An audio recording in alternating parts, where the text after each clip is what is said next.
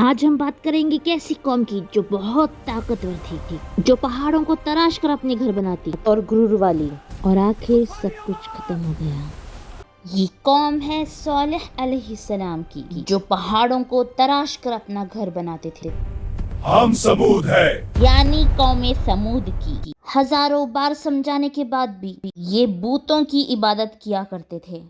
ان کے طرح طرح کے بت تھے، یہ خود انہیں بناتے اور اسی کی عبادت کرتے۔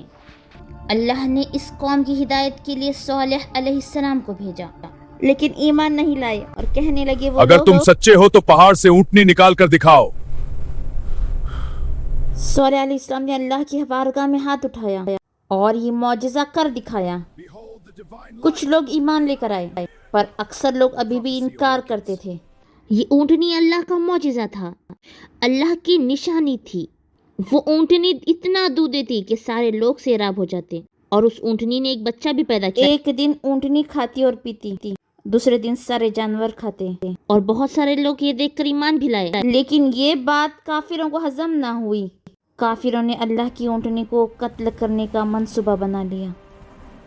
ایک دن جب اونٹنی چل رہی تھی تو قیدار بن سلف نام کا ایک کافر شخص اور اس کے ساتھیوں نے مل کر اونٹ کے پاؤں کاٹے، پھر اس کو قتل بھی کر دیا۔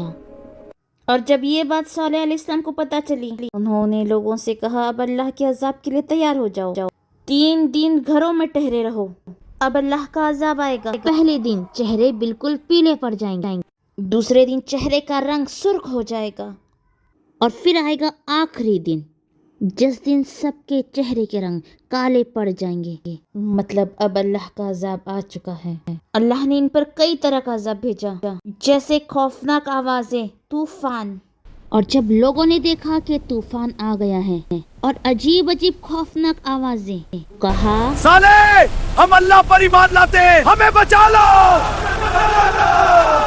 لیکن اب بہت زیادہ وقت ہو گیا تھا، کیونکہ عذاب کو دیکھ کر ایمان لانے کا کوئی فائدہ نہیں۔ جس قوم کو لگتا تھا کہ ہم کبھی برباد نہیں ہوں گے، وہ کچھ وقت میں تباہ و برباد ہو گئی۔ طوفانی آواز، طوفانی آواز۔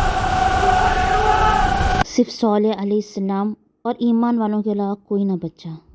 قرآن شریف میں کئی جگہ پر قوم سمود کے بارے میں لکھا ہے۔ جب آپ صلی اللہ علیہ وسلم کا گزر اس بستی سے ہوا تو آپ صلی اللہ علیہ وسلم نے اس بستی میں رکنے سے منع فرمایا، اور یہ بھی ارشاد فرمایا کہ یہاں کا پانی تک نہ پیو۔ اس جگہ کو مدائن صالح کہتے ہیں، اور عربی میں ہجرہ۔